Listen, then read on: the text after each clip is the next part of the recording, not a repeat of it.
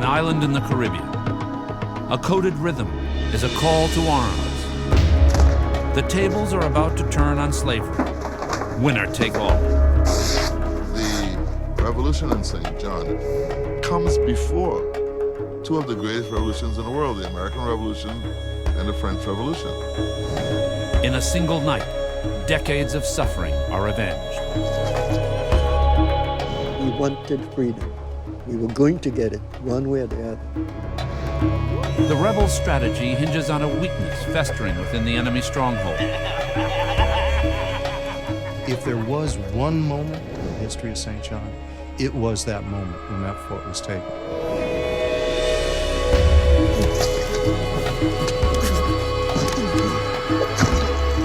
In one coordinated attack, African slaves get a foothold on freedom in the New World. These men and women lit a spark that caught fire throughout this Caribbean. But the motives of their leaders are anything but straightforward. Whoever was not with them were to be enslaved under them. Emerging from the ashes of a slave revolt is a new view of human bondage and its stranglehold on humanity in the 18th century.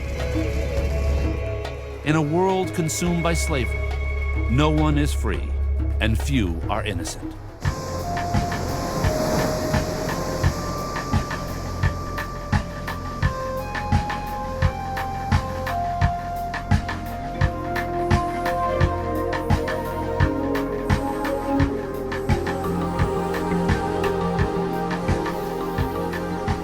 The island of St. John sparkles in the Caribbean sun like a jewel set in blue crystal. 7 miles long and 3 miles wide, it's part of the Virgin Island chain, a necklace of 8 main islands and 75 islets. A U.S. territory since 1917, 3/5 of the island is a national park. St. John's idyllic coves are havens for the well-heeled and world-weary. But underneath the plush towels and designer beach bags, this is a paradise with a past. Flashback to 1733. St. John is rocked by a slave revolt.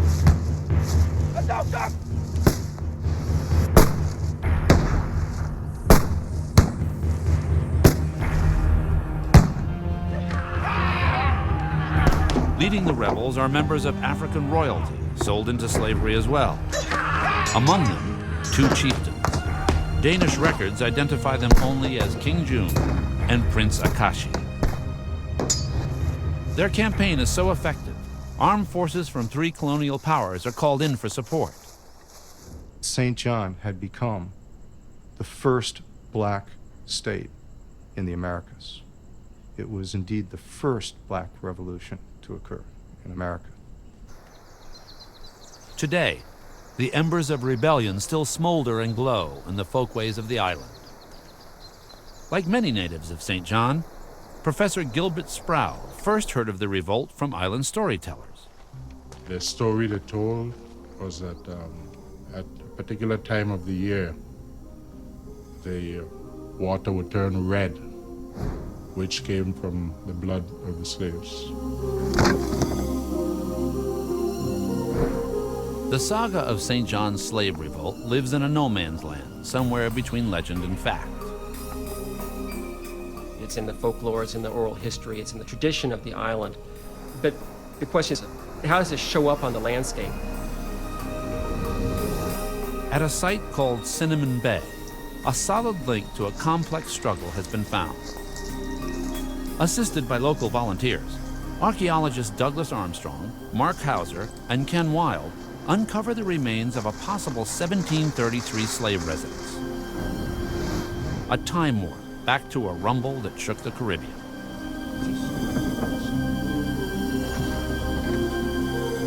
A mystery specific to the Cinnamon Bay site has put the team on overtime.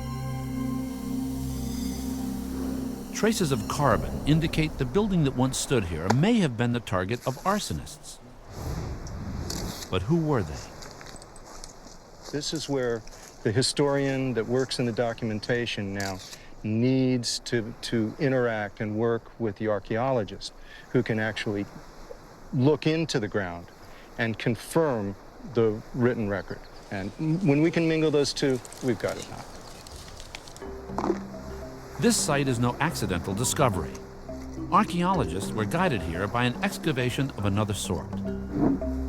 Historian David Knight dug through recently compiled collections of 18th century Danish tax records. Merging the records to the lay of the land, David helped expose a site literally vanished beneath the sands of time. I realized that you could actually take documentation from the archives and bring these sites and people to life.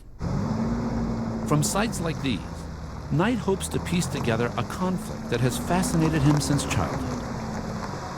The story of the 1733 uprising on St. John has all the elements of great fiction, but indeed it is history. It's really a very exciting time to be a historian. Danish archives give clues to the European perspective. The worldview of their slaves can be read on the ruins of a plantation called Annaberg. What these Africans scratched out on this dungeon wall speaks volumes. We can feel the need of an imprisoned slave looking out the window at the planter's grand home, watching the trade going on in the harbor, and needing to tell us a story.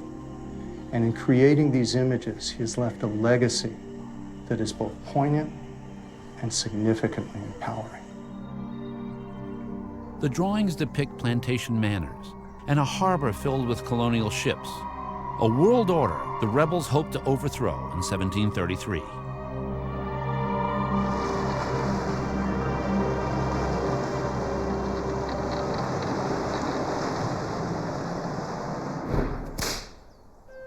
But how did the rebels coordinate their attacks?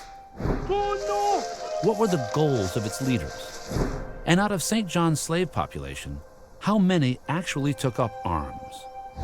The countdown to revolution began with a growth industry, a global craving that consumes the island. In 1733, sugarcane is the #1 cash crop in the Caribbean. Why, you ask? Well, for one thing, sugarcane is the main ingredient of molasses, a whole new taste experience for Europeans. Sugarcane is also fermented to produce rum. Liquid sunshine from the Caribbean takes the continent by storm, and the Danish are more than happy to supply the demand. The Danish go into cane production big time. At the top of the food chain is Governor Gardelin, a penny pincher and former accountant for the Danish West Indies Company. Next on the pecking order are well-heeled plantation owners, like Gardelin's son-in-law, Johannes Satman. Further downstream, your average Danish settler, average being a relative term. Some are banished here for bad debts. Others are little more than retired thugs and killers. Many of them probably have pasts, have been pirates in the past, and maybe have run afoul of the law in other places. Their new gig is to turn a paradise into a production line. Sugarcane plantations are carved out of the wilderness by a captive workforce. Motivation at the work site is provided by men known as bambas, head slaves with an attitude. They work for men like Satman, masters with hearts as hard and brittle as sugar cubes, according to this 18th century account. Insensible to the sufferings of slaves, they think and dream of nothing but sugar. Sugar, to which in consequence every spot of land is condemned. To keep production moving smoothly, St. John's planters gather at a marketplace on the nearby island of St. Thomas. Under a sweltering sun, they come here to buy flesh and blood. Hey Peter, her har vi 2 gode slaver, som du kan bruge 2 drenge, de kan nok. An eyewitness describes the dehumanizing process of slave inspection. They look in their mouths to see if they have all their teeth and to see if their tongue is red and healthy. They then examine their legs, thighs, and arms to make sure they are not swollen.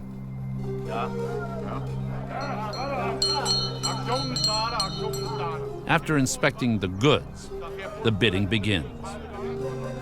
On the high end, the price of a grown male can fetch the equivalent of $2,000 today. Boys, half the price. Planters can even bid on the unborn infants in a mother's womb.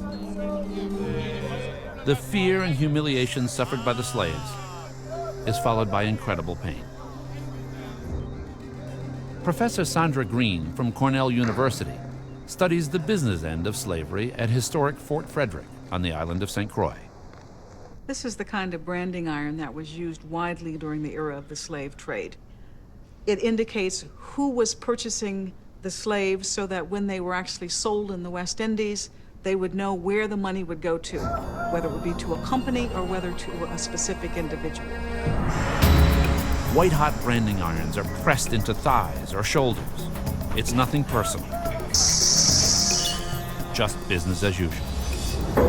Slavery existed all over the world. It was well known. It was never seriously questioned until much more recently. It was simply part of the fabric of life.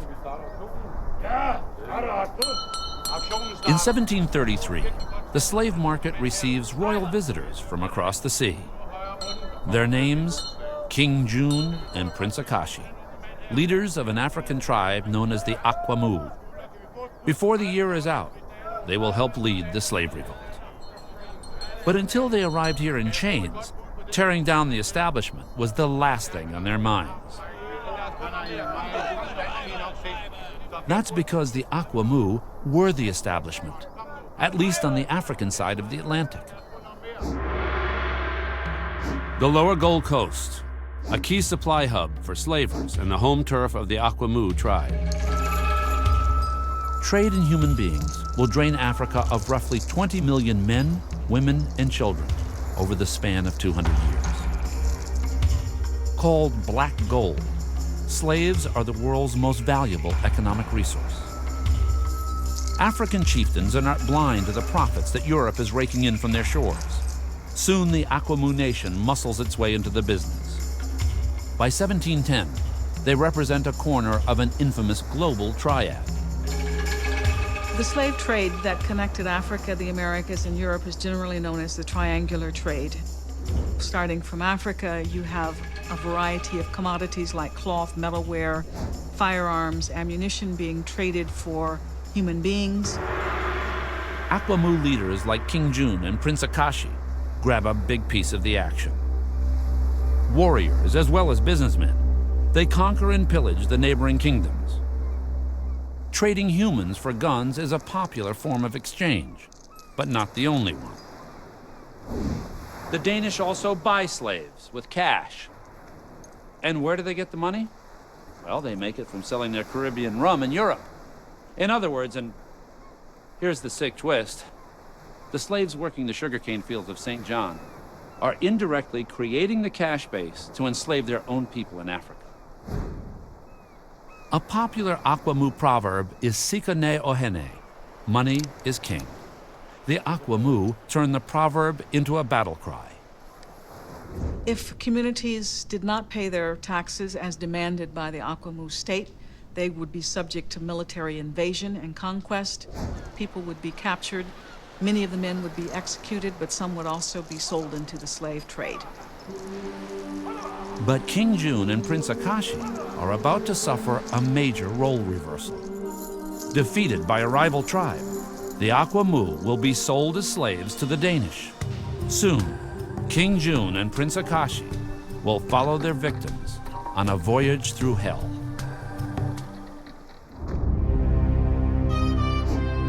Historians call it the Middle Passage, a serene phrase for a deadly crossing. More to the point is this contemporary account. Were the Atlantic Ocean dried up today, one could trace the pathway between the slave coast of Africa and America by a scattered roadway of human bones.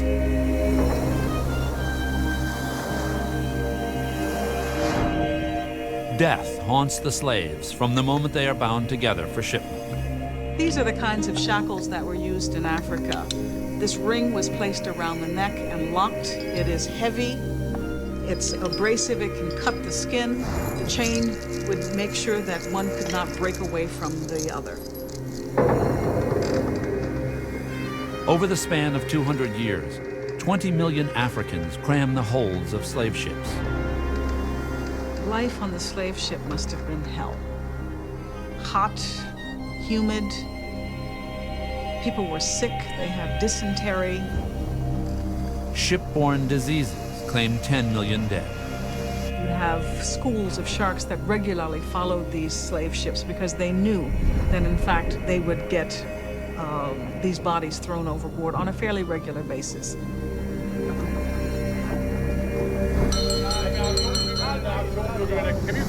After months at sea, the survivors are auctioned off like pack animals on St. John's neighboring island, St. Thomas. Among them now, the Akwamu leaders, King June and Prince Akashi.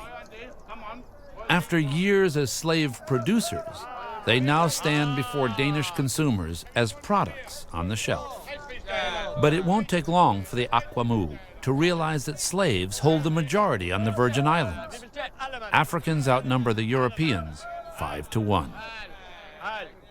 St. John was in desperate need of labor. By 1733, most of the Danish properties on the island were still in the process of converting their land to agriculture. There was no colonial plantation infrastructure established yet. And it's during that period that, of course, the most backbreaking labor had to be performed by the slaves. On the other hand, being outnumbered by people you work to death can keep you up at night. A slave owner from St. Thomas put it this way. If one has a slave, how much more of a slave is he than the one he purchased? One has to sleep always with the fear that domestic enemies will slit one's throat at night to end our days. In May of 1733, Prince Akashi and King June are sold into hard labor on the adjacent island of St. John. Fresh water here is scarce, rainfall infrequent, and to save money, plantation owners force the slaves to grow their own food or starve. They're also clearing virgin forest for agriculture. They're cutting off the trees. They're removing the big stones from the land. It was a real effort just to stay alive. A sympathetic eyewitness wrote this account of life under the whip. One can only have deep pity for the miserable victim of a cruel owner, and there are many such owners. I saw one poor slave tied to a pole and whipped until it seems that his flesh was coming apart. When slaves are not clearing land, they're harvesting sugarcane and processing the juice for molasses and rum.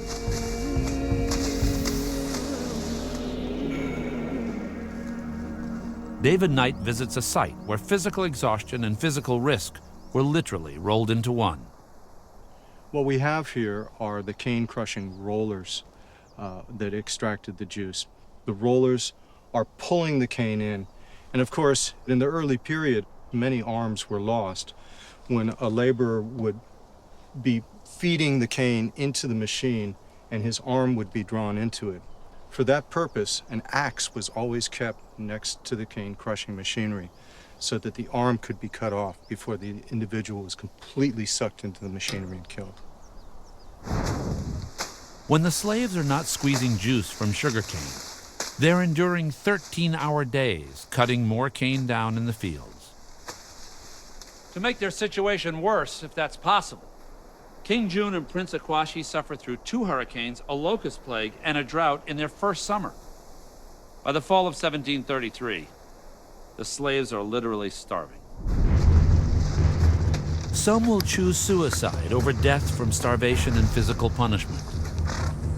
But others, including the Akwamu, endure the worst the planters can dish out. At the other end of the whip are men blinded by racism, unable to recognize the intelligence of those they enslave. The Akwamu leaders begin to plan a coordinated campaign of revolution. Meanwhile, others take more immediate action. Their only weapon, a lethal knowledge of nature. The slaves recognize on St. John many of the same plants and herbs that grow in Africa. They should be scanning and looking for medicinal plant remains from Africa. Okay, nice Ken chart. Wild and Doug Armstrong find traces of local herbs in the ruins of Cinnamon Bay. The evidence supports historical accounts that colonists have begun to rely upon African herbal cures to survive the tropics. But according to Danish records, being at one with nature could prove hazardous to your health. Get on the wrong side of your cook, and you might want to think twice about diving into that turtle soup. By 1733, poisoning is a leading cause of death on St. John. For the victims, it's hard to see it coming. The effects of poisons made from the island's plants create symptoms that resemble those of tropical diseases that run rampant in the Caribbean. Père Labat, a French priest, writes this report. The secret and insidious manner in which the crime is generally perpetrated make legal proof of it extremely difficult. Suspicions have been frequent, but their detections are rare. While some Africans get even through stealth, others take their chances in the wilderness. Field slaves give the plantations the slip and escape into St. John's steep jungle hills. By the fall of 1733, something almost unimaginable takes place. Free from colonial restrictions, an African community thrives in the backwoods of St. John. Outnumbered 5-1, the planters are surrounded by a renegade society. They feel that these individuals are plotting against them and that other laborers that are still on the estates are going up and meeting with these runaways at night to help plan something. The colonists feel overwhelmed. So now what? You're outnumbered on an isolated island, surrounded by people who hate your guts. You could try negotiating, but no, the Danes just don't get the picture. Governor Gardelin puts a brutal new slave code into effect to scare the Africans into submission. 19 cold-blooded paragraphs give plantation owners free rein to inflict inhuman punishments on their field hands and servants. A slave who attempts to poison his master shall be pinched 3 times with red-hot pincers and then broken on a wheel. Any slave, knowing of the intention of others to run away, shall be burned on the forehead and receive 100 lashes. Each runaway slave shall lose 1 leg, or if the owner pardons him, shall lose 1 ear and receive 150 lashes. A slave who lifts a hand to strike a white person or threatens him with violence shall be hanged. Should the white person demand it, if pardoned, he shall lose his right hand. While Gardelin and the Planter Society at large clearly saw this code of laws as a deterrent, history proved that it had exactly the opposite effect. Defiant slaves ignore Gardelin's threats. Many risk torture or death and flee to camps in the jungle. By the fall of 1733, the island falls into a state of anarchy. There was clearly a lot of tension. Everyone was aware that something was going to happen. They just didn't know when. Along with other Akwamus, King June and Prince Akashi seize the day.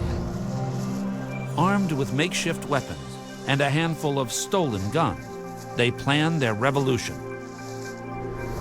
Incredibly, in the new social order they envision, slavery will have its place. The concept of slavery is so ingrained in the 18th century mindset the practice of owning human beings is accepted by both master and slave. It was a well-known, unquestioned institution. It was all over the continent. North Africa, West Africa, East Africa. You had slavery in the Saudi Arabian Peninsula, slavery in Europe as well. It was simply part of the fabric of life.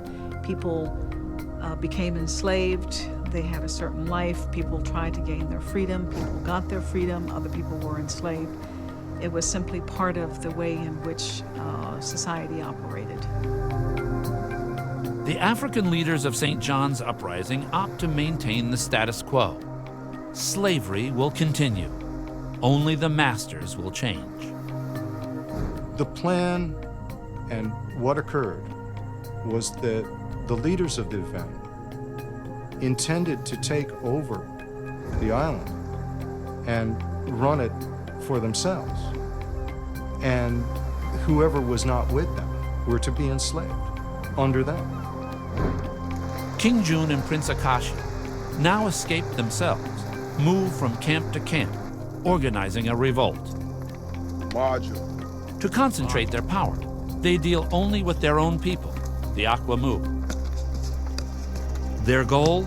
To rebuild their kingdom, not in Africa, but on the fringe of the New World.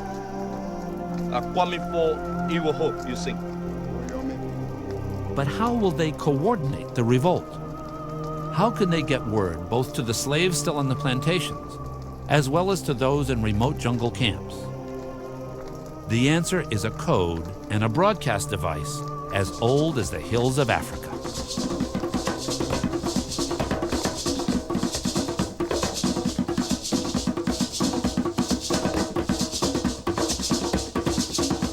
Embedded like a blueprint in the minds of St. John's African slaves is the ancient art of drum making and using specific rhythms to send the latest news. Eddie Bruce is a master drummer and a leading expert on traditional African drumming.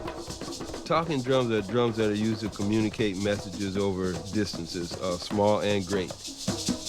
They can be used to demonstrate or call people to different types of social functions like weddings, funerals, baby birth, naming ceremonies, war.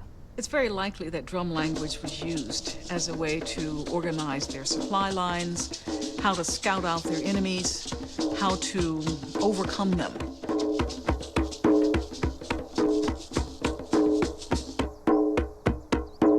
That's a basic call to arms, very basic. As the drums spread the word, King Jun and Prince Akashi finalized their strategy. Their game plan is ambitious. After conquering St. John, they'll take the neighboring islands of Tortola and St. Thomas as well. All that stands in the rebels' way is St. John's poor excuse for a military post, manned by down-and-out Danish grunts. Many of the lads are exiled here for bad behavior or worse. Former Governor Eric Bredal put it this way. They are indeed so wretched, they cannot be trusted, no longer at their posts. They get so drunk that they fall off the walls where they stand on duty, some falling to their death. In fact, Danish party animals were so out of it, they didn't bother to hide the evidence. Right here, we find the base of an early 18th century utilitarian liquor bottle known as an onion bottle. And then, perhaps most common amongst all the material remains up here would be pipe stems. Pipe smoking would have been something that all the soldiers did as part of their pastime, keep them awake at night up on the parapet while they stood watch. As the military self-medicates, the rebels plan to take them out of their misery.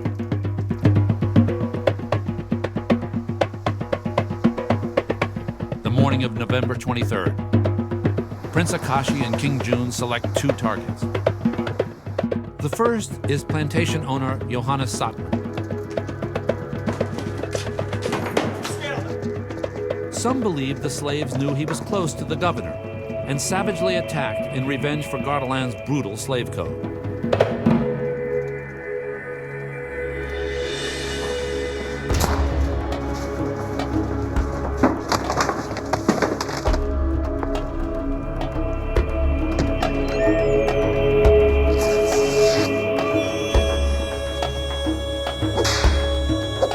As the whip changes hands, the brutality of the master now becomes that of the slave. Meanwhile, a few miles away, a group of slaves arrive at the fort with a routine delivery of firewood. Hidden in the bundles are razor-sharp knives. Archaeologists find several of these tools at the Cinnamon Bay site. This is the cane knife found just off the shore at Cinnamon Bay. A cane knife like this, of course, was used for cutting cane. It was used by almost every slave on the island, so it was in everybody's possession. Now the cane knife serves a new and sinister purpose. Satman, a close associate of the governor, is murdered.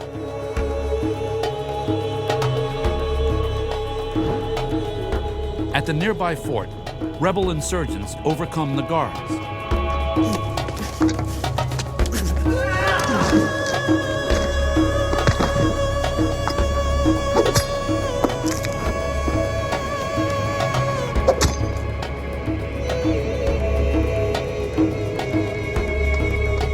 The Aquamoos overrun the Danish troops. Guns and ammunition are looted from a supply room. If there was one moment of individual nationalism that ever occurred in the history of St. John, it was that moment when that fort was taken.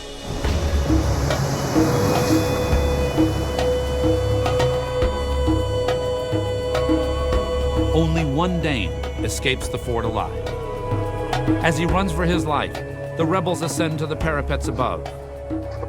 Here, King June uses a Danish cannon to send a mixed signal. Hope that's a blank. So why fire the big gun? Well, two reasons. First, it's a prearranged signal to other rebel groups that the revolt is a go. Now, secondly, the rebels know the Danish use a cannon blast to summon the planters to the fort in emergencies. But this time, when the planters show up, they walk straight into a rebel ambush. With arms captured from the fort, the Aquamoos split into two units. The first group will hold the fort and the surrounding plantations at Coral Bay. A second unit will travel along the north shore to attack the remaining settlements there.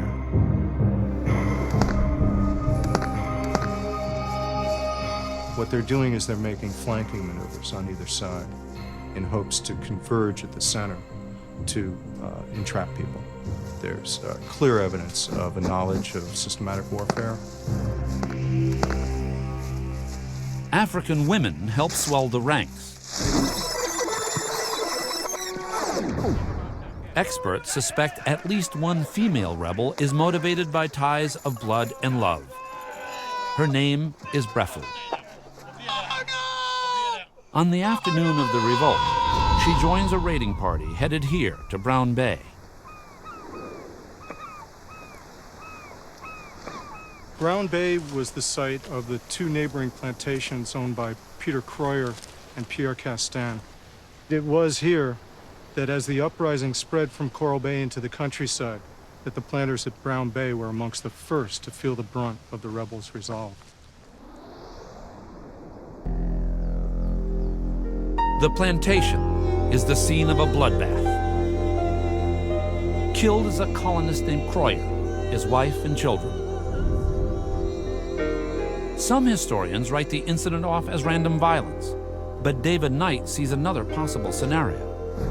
Intriguingly, the documentary record may give us a clue as to why the Croyer family were singled out and murdered here on this spot.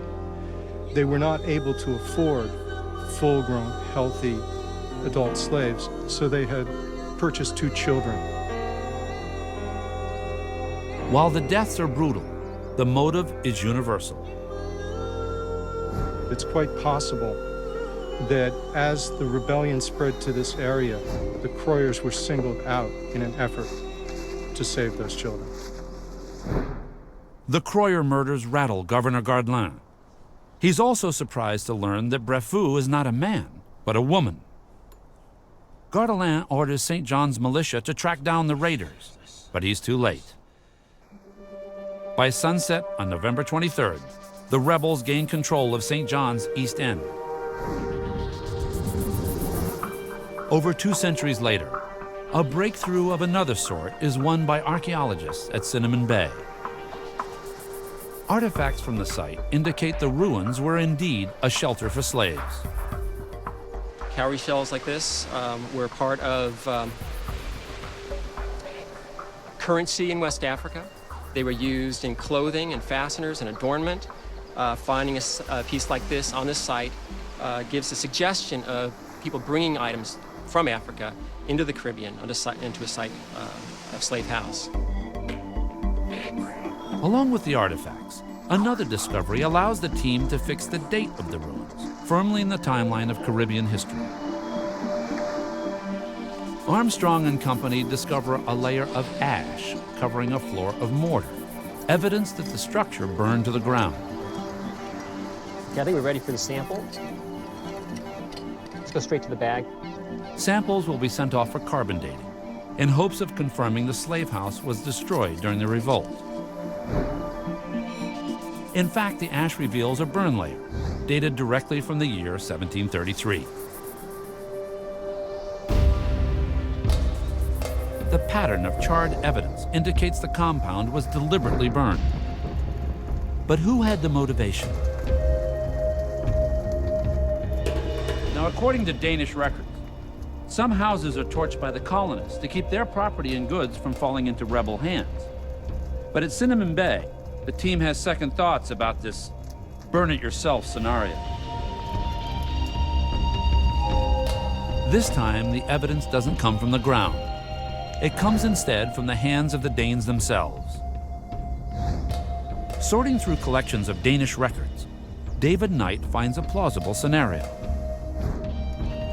According to an 18th century report, the Cinnamon Bay compound was attacked and torched by the rebels, not the colonists. But why would the rebels destroy a house that they themselves could occupy? The answer reveals a new shade to what once seemed a black against white revolution.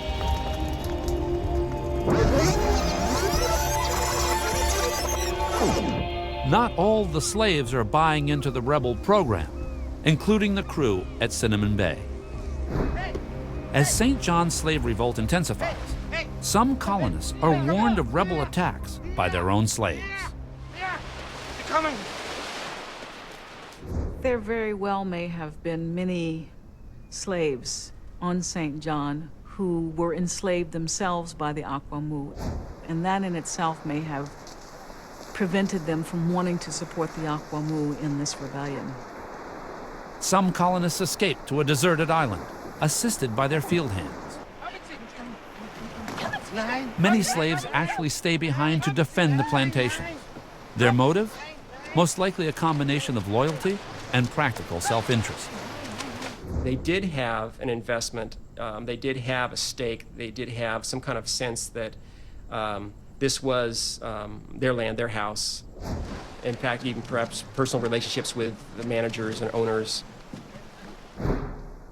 In fact, ongoing research reveals that St. John's slave revolt was waged by a relatively small group of determined individuals. Of the 1,200 enslaved laborers that were on St. John, we only have implicated around 120, 140 individuals. We're talking about 10% of the slave population on the island at the time. Loyal slaves must ultimately run for their lives as rebel attacks intensify. At the time of the rebellion, this group of people chose not to join the rebellion. They resisted the rebellion, and ultimately the house was burned. After looting the house of food, the rebels burn it to the ground, a scene repeated across the island, according to this account. This resistance is a major setback for the rebels.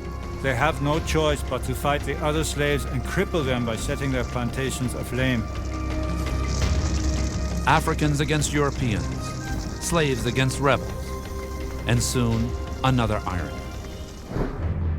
News of the revolt finally reaches the governor's office on the nearby island of St. Thomas.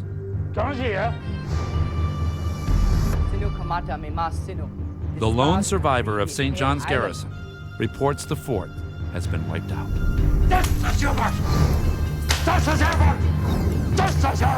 With only a handful of Danish troops to spare, Gardelin beefs up their ranks with a group of specialists. For them, the color of your skin comes in a poor second to the color of your money.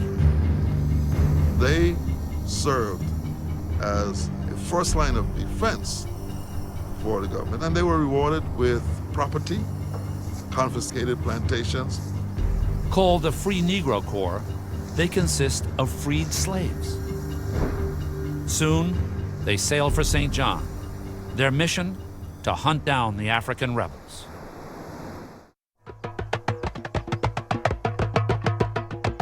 On St. John, the Aquamu rebels mass their forces for their biggest assault on the planters yet. We can see that the colonists feel powerless to control the situation, and at the same time, with the spark of the revolt, is empowering to the Africans. The colonists send their families off the island. The remaining men hole up at a plantation owned by Peter Durlu. There was a whole night of very tense waiting, not knowing really what had transpired in the night, how many more rebels had joined, and what the attack would be like. What we're looking at is a battlefield at this position, at this point. At 3 p.m., the rebels strike.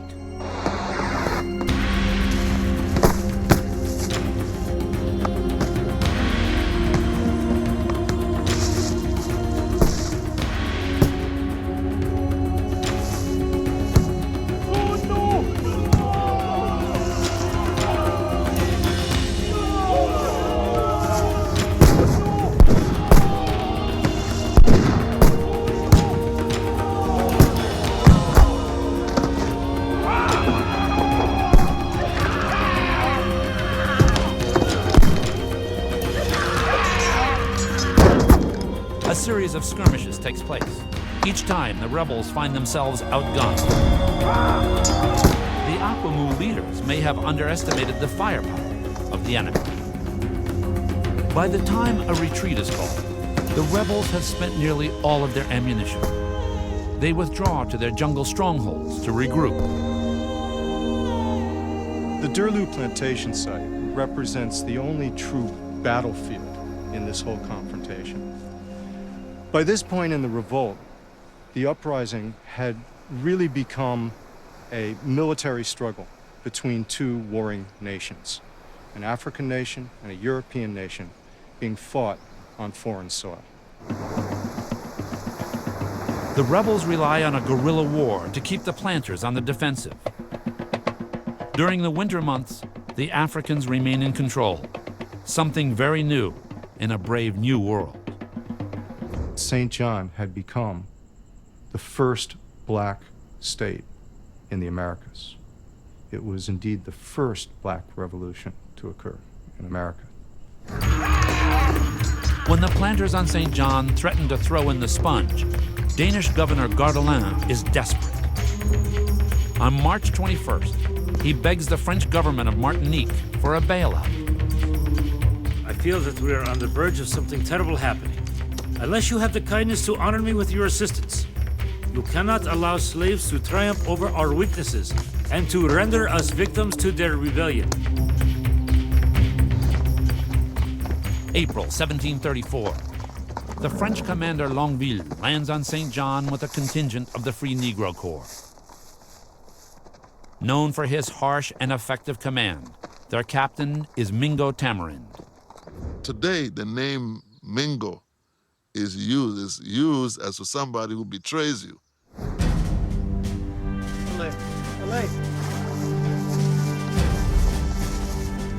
For weeks, Africans hunt Africans as the Free Negro Corps wears down the rebels.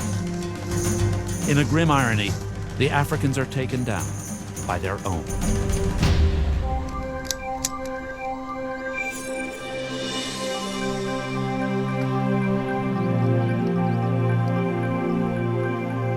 May 4th, 1734. One of the last rebel groups at large faces capture. With their last remaining muskets, they choose a time-honored passage to their homeland. It was ritual death. It was not done out of desperation or out of depression. It was done out of dedication to these principles and in the certain knowledge that their life would not have been in vain and that their spirits would rest in the homeland.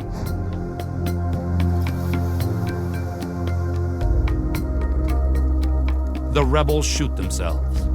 Among the fallen, the slave woman Brefu and King June. The bodies are discovered by French commander Longueville, who continues his manhunt with a vengeance. Before he leaves the island in late spring, the slaves he captures alive are burned at the stake, impaled, or cut into pieces. But Prince Akashi and a few remaining rebels evade capture.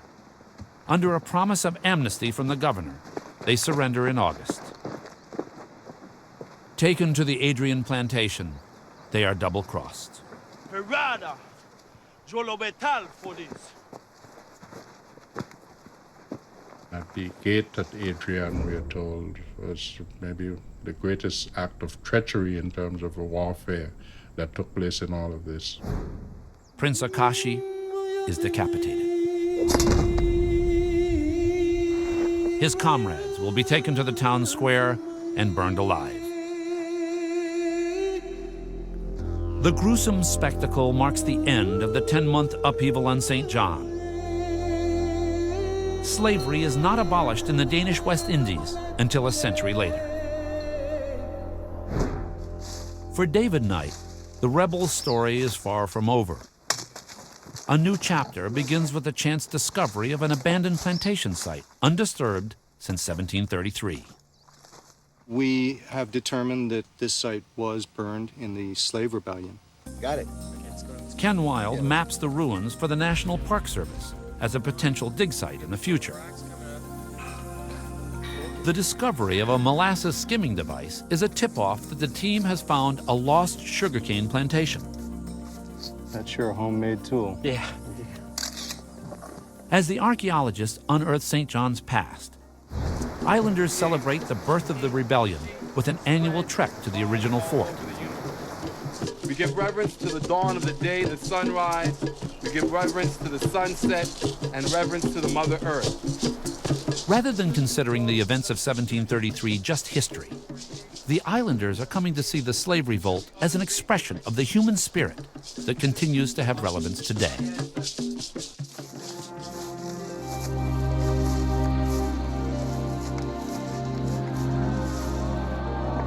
These men and women lit a spark not just for themselves. They lit a spark that caught fire throughout this Caribbean. You couldn't get freedom out of their minds. They wanted to be free.